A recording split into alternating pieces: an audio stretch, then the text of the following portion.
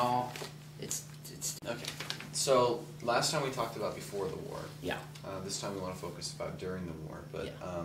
there's still a couple questions we wanted to get to from last time, so we'll kind of Sure. transition into Okay. the second stage. So we never really got to talk about your synagogue that you grew up around. Yes. Why don't you tell us about your synagogue in your hometown? Well, there were several synagogues. There were the main synagogues, but it's not in our section. So we lived in a city where ours was usually a modern city because, you know, Poland, 800, 900 years to the cities. This was only about 200 years old, not even. This is when the Swedes occupied Poland, they fought them, and then discovered coal underground. That's where they started to get in people to work in the coal mines, everything. The Jewish people lived in Berlin, about 5-6 kilometers away from that city. And it started more and more Jewish people came in because a lot of coal miners, and they have the foundry, the big foundries that they were there, I think. And so they opened stores, a lot of them got different labor jobs and so on, and businesses open. But then came 1908, and this was under the Russian occupation. I mean, I don't know because of the occupation, not because Poland lost its independence in 1701 to the Russians there. And so the Russians were there. Actually, in our city were 3 occupants. They were the Austrian and the German, but at that time the Russians were there. So the people complained, Jewish people are moving in, so that they're going to chase out all the Jews. And it was already there over 2,000 Jews at that time.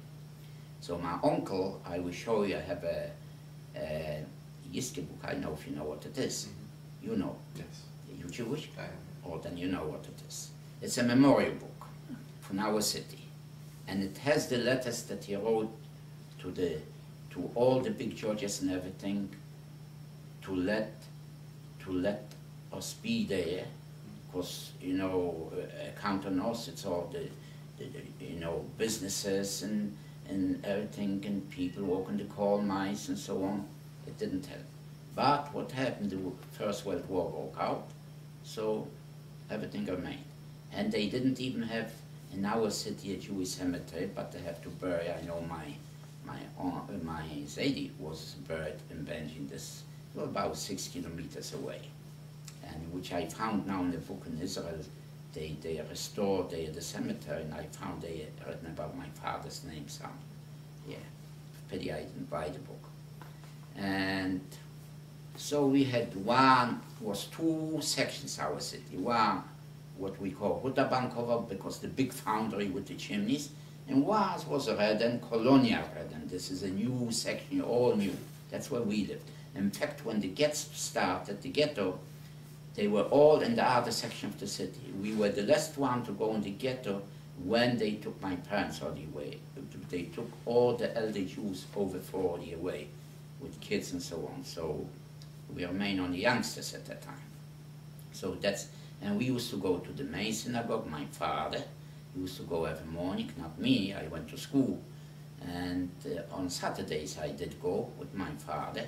But for Saturday, we didn't go to the synagogue where everybody in the city, but we had a clique, like you say, special Hasidic, and it's called special Hasidic, and we used to have like a private synagogue with only about 40 members, you know, and it was one a very rich man that he donated everything, his house and everything, and what was nice about it, that every holiday, like in synagogues, you know, we have Simchas Torah or something, that the big food and everything, we were private to that man, that it was his synagogue, so we went to his house to have, and as a kid I remember, my father used to give me punch a little bit. And my father, they were the best friends of my father. So my father used to make the punch. And punch wasn't like you buy here punch, something like this. It was the Rimacoy. We took real oranges, squeezed oranges, and put good vodka in it.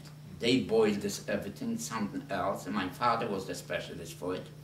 And we used a beer, and beer was not from bottles, but a big, barrel beer, and with the thing, a siphon, and that's how it went, straight from the bar.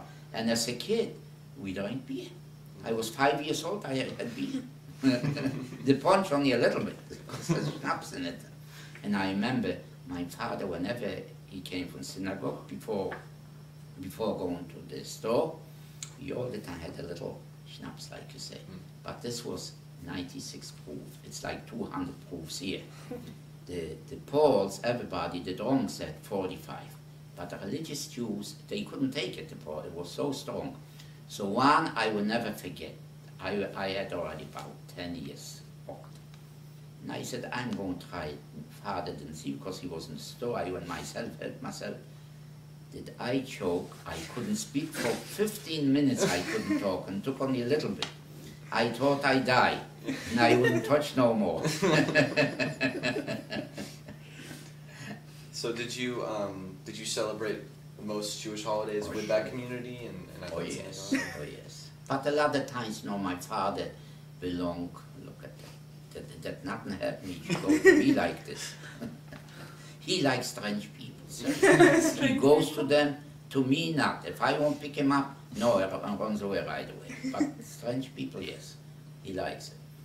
But my father, a lot of holidays, used to go to the rabbi. It used to be my father was Alexander, who's it like you say? I know. Where were you born? Where were you raised? I tell Me? you, yeah. I was born in Los Angeles. Los Angeles. Oh, he was Alexander. Who's it like from the Alexander rabbi? He was more prominent, Yeah. But my father was very modern. He knew more than a rabbi, I can tell you this, because he said what a rabbi learning, believe me, you better. And I have my sister's husband, he knew more than a rabbi. But he learned, he came to our home, they lived in Warsaw. My father said he knows more than a rabbi. He's so in everything. But he never went to a synagogue, not even in Kippur. In Kippur, my sister went to synagogue, he went to the woods with a book and all day long. Yeah. And the son is the same way in New York. Yes. So you said you were Hasidic? At home, but not me. I used to go to organization, Zionist organization, scouts. So going out from the house, I had to way ahead. My father was there. But the minute I went out from the house, on the corridor, I left my hat. My mother said, remember not to come in without it. My mother knew that I put away. I was ashamed to go with the hat. So you had your bar mitzvah then, as well? Oh, sure. But it wasn't like here, the bar mitzvahs. We didn't make a big deal out of it. No. It was no girls' bat mitzvahs either. No. Whoever heard, the first thing I heard, I said, what? Girls have a bat mitzvah? Whoever heard of it? They didn't make a big deal. Button off the chair. Right to never you broke all the one of this one that cost hundreds of dollars. Come on, out! I'm going to lock you in. No. Don't disturb. Go in on your chair, lay down. Come on. He likes animals. Go down, look at the animals outside. Okay, that's what it was. And did you learn Hebrew as a child? As a child, I knew Russian, I knew Hebrew, but you don't use, you forget. Polish I still know, because we only spoke mostly Polish and this, so I know. But Russian, I forgot. I can read, but I forgot. Did you ever learn Yiddish? Did you ever learn Yiddish? Oh, Yiddish, yeah, I know very well. In fact, in the museum, I translate. Whenever there's something from Yiddish, and it's a lot to translate, I'm the only one. Yes. Yeah, because I know the only thing is, I did a lot of documents which they found, and it's Yiddish calligraphy, the old type Yiddish. Yeah, right. They make so, a fire in this, or it's so hard to read. And I had once about over 100 pages. 100 letters, not pages, to do it. And I took it to the Jewish, here to the Hebrew University here. They couldn't help me, they didn't know. Then I have one that he just passed away, Kestenberg. He was also a survivor. Maybe you read about him in the paper. Yeah. A good friend of mine. About 2 months ago he passed away. And he said, oh, Morris, I help you.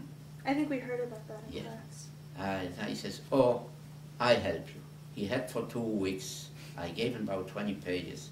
He didn't have a page. Morris, sorry, not this kind. And then what was hard with Yiddish translating? You have Polish Jews is a different Yiddish. You have Lithuanians, they mix in Lithuanian words in Yiddish, you know. Like the Polish Jews mix in Polish words in Yiddish. I've letters that I did, all Polish, but written in Yiddish. They couldn't write Polish. In Yiddish.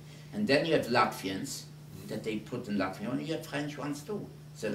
But a lot of it you couldn't make, is it a Aleph, is it a Ayin, is it a Resh, you can't know. But if you know a couple of words, finally after 15, 20 minutes, you catch the words, so oh, this must be Aleph. So right away myself, this is Aleph. And that's how I know. Took a couple hours and then I knew everything to translate. And I took almost, I have downstairs, I would show you, I have hundreds and hundreds of things that I still have to do. Because I do it whenever I have spare time, because in days it's impossible. I wish we could help. Yeah, I know. You can help type me up my collection. I'm a little computer. Since when are you allowed on the sofa, buddy?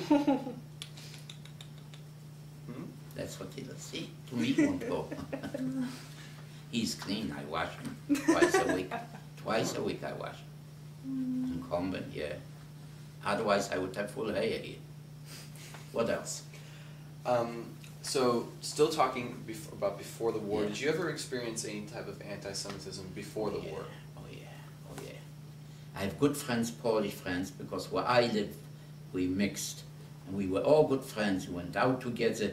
We picked up girls, you know, as youngsters, 50 years, under, you know, and the evening when it got dark, went down right away under the arm, make out with big shots. Well, that's what it was, not like today, you know. Yeah. And we were Polish girls and Polish, and we were all, I have a lot of good friends. But you have anti-Semites around. Oh my God. I have one in school, I will never forget, in the first class, Kisher was his name, I still remember him. And he was 3 years in the first class and never made it. And he lived across the church. There was a coal mine, and they have from stone gates and everything. They lived there in nothing, who knows what it was there. And he lived there. And he knew I go after school to Cheder, to the Hebrew school. Waited for me.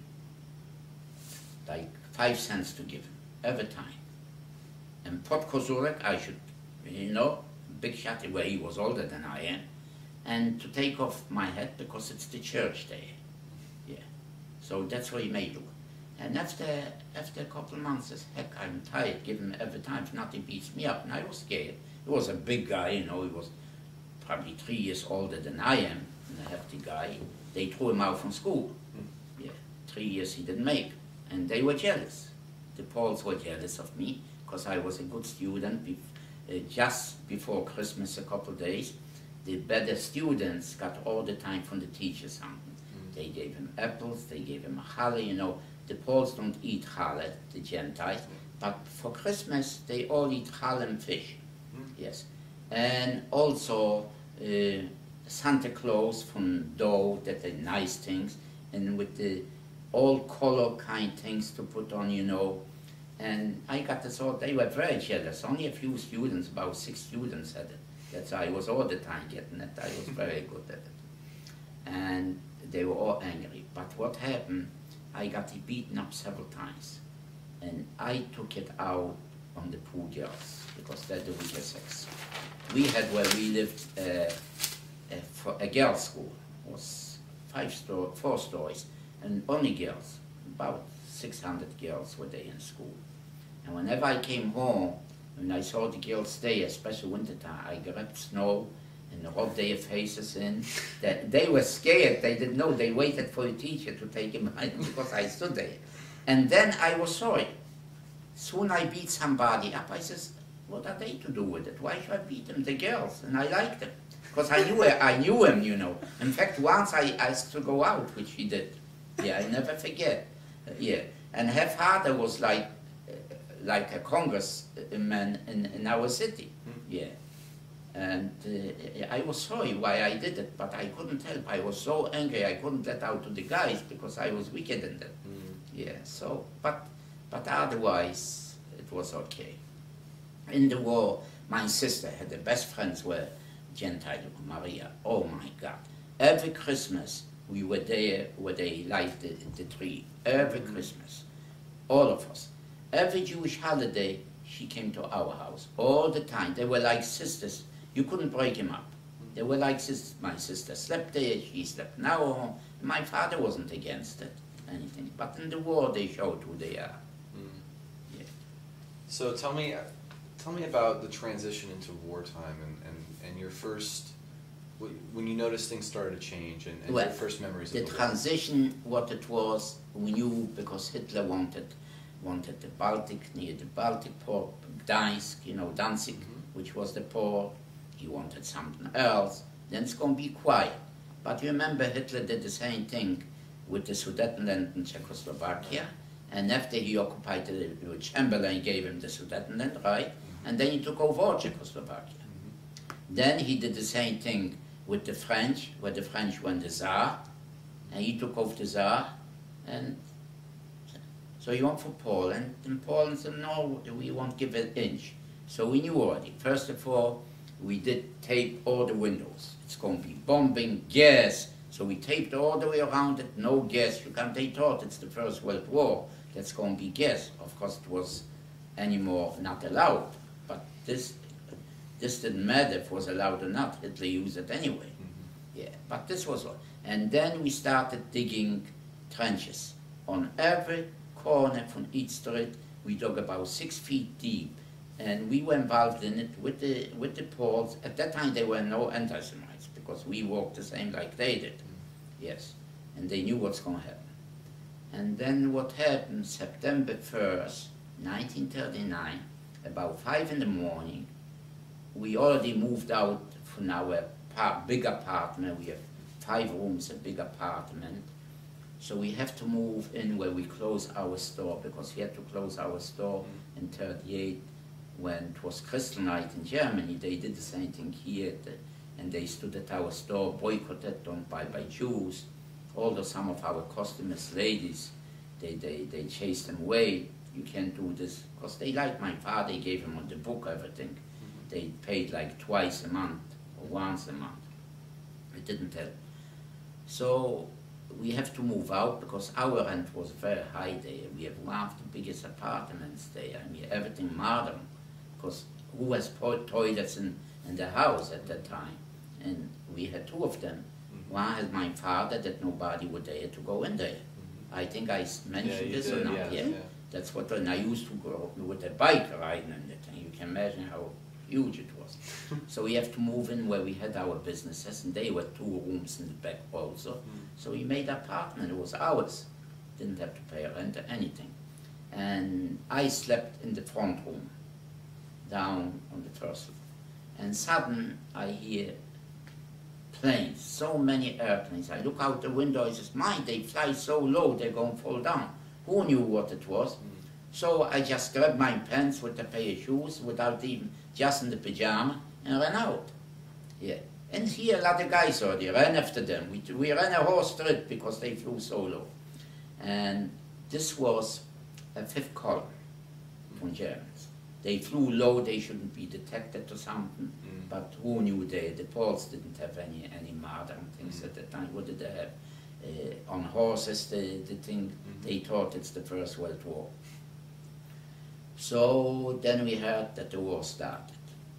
And then we saw every 15, 20 minutes, I counted the planes, 25, 30. One time, on the 3rd day of the war, 50 of them. when they bombed Warsaw. They flew over there through Silesia, yes. And then we ran away, because on Saturday night, they started Sunday evening. So came 2 German Jews, which their sons were my good friends. We used to play ping pong in the Maccabi thing, and we should run away because they know the Germans. So nobody else but my older brother and myself. And 3 days before, when I saw it's going to be war, I had in the PKO, it means like you have a saving account in the post office, like here, a book with saving. I put away money there, and I went there to get my money out. Because we knew war went on, knew it's war going on, and I had quite a bit for a youngster, and at that time the money was tough. They wouldn't give me. Because I have on my passbook, Monik. My name was Polish, like in Polish. There's no Monika Jew. You Moshek, you Moshe. And it's not that Moshe, they wouldn't give me that. It's not me. I said, she it is, I have on all the documents from school and everything the same thing. No, he took it for himself. What can you do? Nothing. And who was running that? From the government people. By me, this nothing. He was probably for himself, he took it. Anti-Semite like this. And he said, he doesn't have a written Moshek, so it's not him. Because I said Monik. Well, I don't have nothing. Even in Hebrew, I had all time Monik, or Moshe. Yeah. So, but then I have another saving that nobody knew. This I have where we had, under the steps, I think, I cut out wall, and there was heavy cement. You know, the walls are not like here, paper like this. I had to get a chisel and a hammer to make a big hole I made, and I put in, I cemented inside, should be very smooth. I make myself my own safe, that nobody should know. My parents didn't know. Every time I made some money, I put in there from the bottles, from the vodka. And then I put wire lead, you know, and put cement with sand mixed, which is very tough cement. You couldn't, with a hammer, you couldn't think.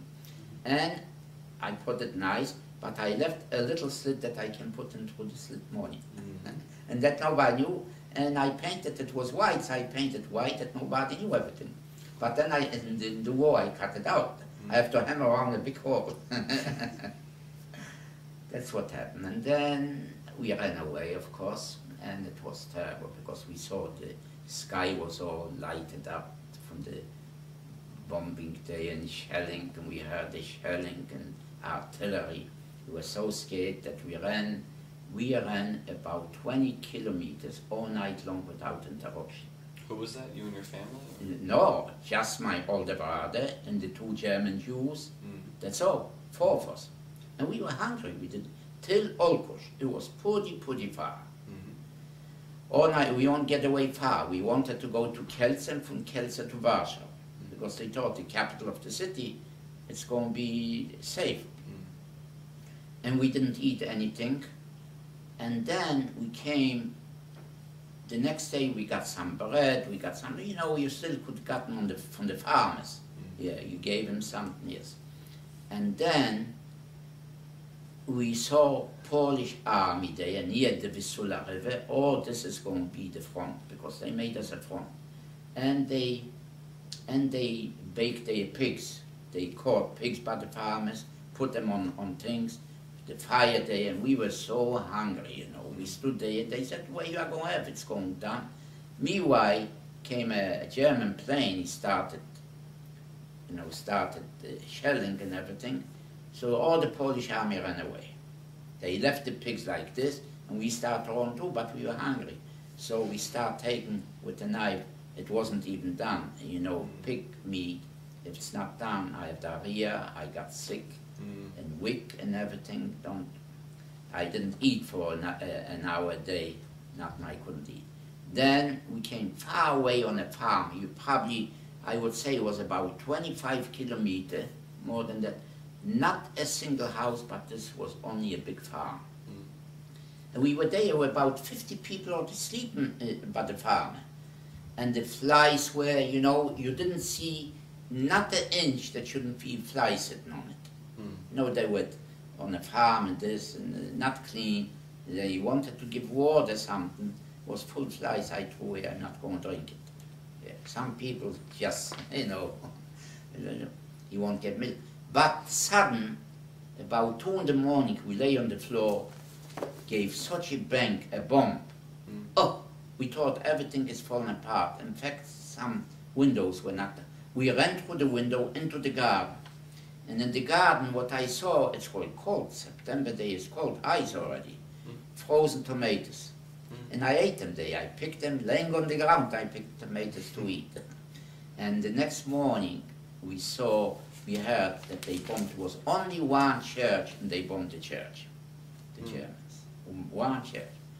So one of the German Jews took along, probably was religious. He was not an old man, about 40, not even 40. And he put on tefillin and this. So the farmer said he never saw a Jewish person. Oh, your mishlosh to pan. He thought he's a Serb because he was in a hat, nice, tall, shirt and everything. He thought he's something big. But he didn't know that he was Jewish. Then he says, oh, you're Jewish. He didn't know. Like he would change his whole thing. Yeah, but you can't forget those things. It's so funny because they never saw a Jew in their life. You had walked? This was We just were all walking? walking. So you were planning on walking all the way to Warsaw? All the way. No, we were planning to. What else? You didn't go.